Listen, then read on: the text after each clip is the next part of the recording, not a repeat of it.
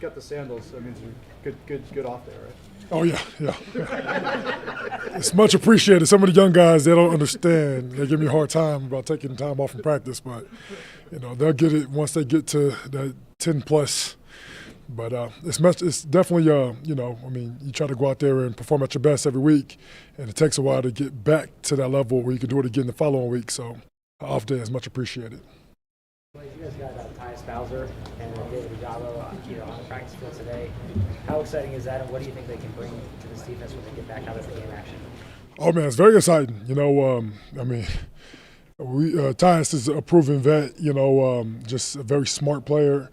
What he can do as a pass rusher, as a dropper, and just with his disguises and just understanding the playbook. He's the guy that makes us so much better. And then, the young buck, I think he has so much potential. I think everybody's excited to see what he can do. We really just don't know. You saw his potential. You see it every day, really, but you definitely saw it when he was in college, and just the energy he brings. It's kind of exciting. You can see he has a strong confidence, and I can't wait to see what he does when he's out there. So, it's just a matter of time. They're getting healthy. They're really pushing themselves to be out there. So it's coming soon. Can't wait to get them out there. John talked about how you guys change your game plans every week. We saw you guys rely a lot on that 4-man rush on Sunday against Joe Burrow. To be getting these guys back on the outside to continue to add to what you guys have done interior pass rush wise, how important, how much can that kind of change your guys' potential on defense, and what you can do when you can rely on the blitz to mess up a game plan? Yeah. It's nice. I think most D linemen love rushing 4, because that means that the DBs, you have more time to get sacks and make plays. Anytime we can, get the coach's confidence and that we can get there and wreak havoc with 4-man rush, it's always exciting. And when you bring, just more guys that can do it at a high level, then you can rotate, keep everybody fresh, and make sure that we're at a 2-minute drives and, just critical points in the ball game. We can send a fresh lineup in going against guys who are fatigued. And, I think that makes it just so much better when you have an arsenal of guys.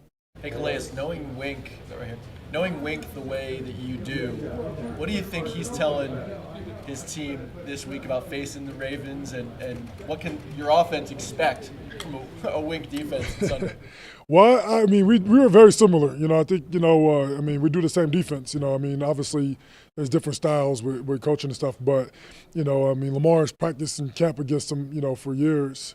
And, obviously it's way different when you're game planning and, you never game plan in practice. So it's going to be a little bit different.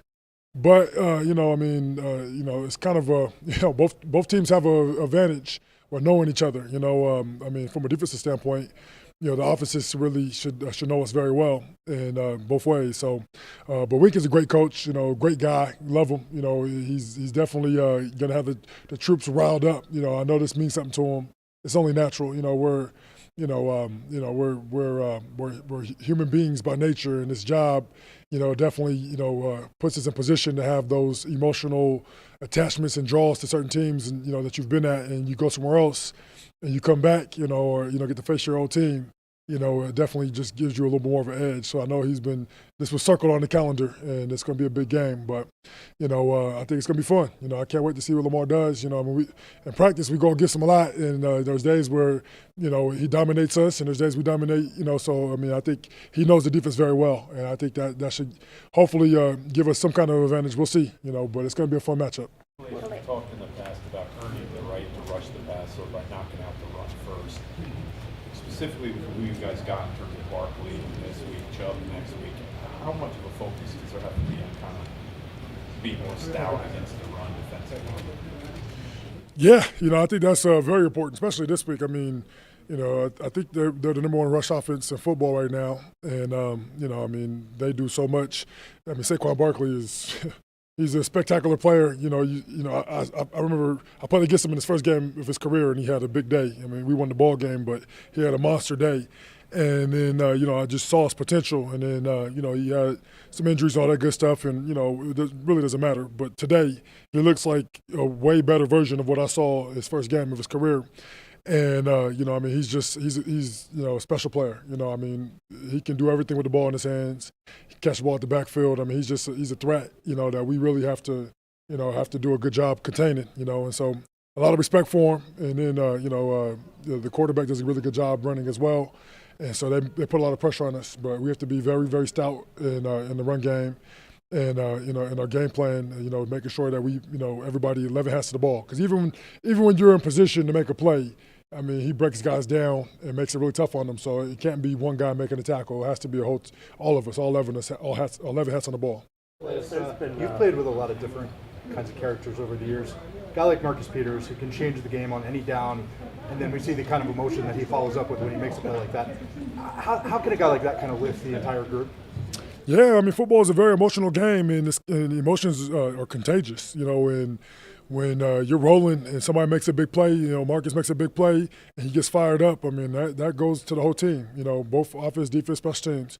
It goes through the whole team. And so, I mean, when you play with that fire and that fight, and you just, you play with a passion like that, it's very much contagious.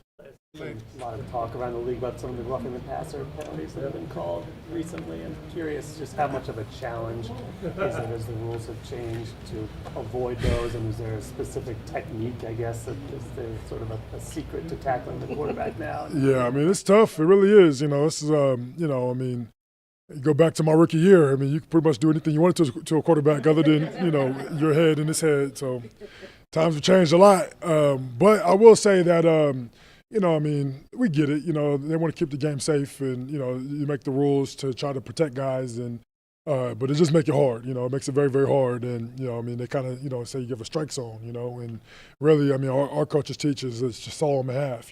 Just kind of go to that belt line and saw them in half, and but you still got to put your hands out, or kind of roll, or they just make it really hard on us. But it is what it is. You try to play the game as hard as you can with tenacity and fierceness without getting penalized, and it just makes you let up on the quarterbacks a little bit more, but that's just part of the game.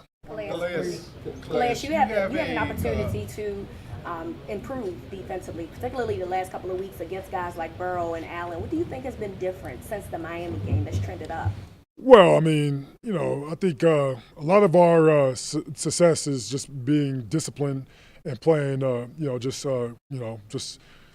disciplined football. I mean, I think, when we made mistakes and gave up a bunch of points, it really was from making mistakes and just, I mean, you don't really see a lot of guys getting beat, although that happens too, but it was really just, we'll just say, everything is new. We have a new play caller, a lot of young guys we're dependent on, some older guys who haven't been here long. And just kind of getting everybody to gel and play together and kind of get a feel for another and how to communicate. All that kind of plays a role together. And I feel like as the season progresses, we should get a whole lot better, and I think that's, you see in the last couple of weeks where we're starting to play a lot better football, and hopefully we continue to trend in that direction. Thank you, Calais. Sorry, guys. Take it easy.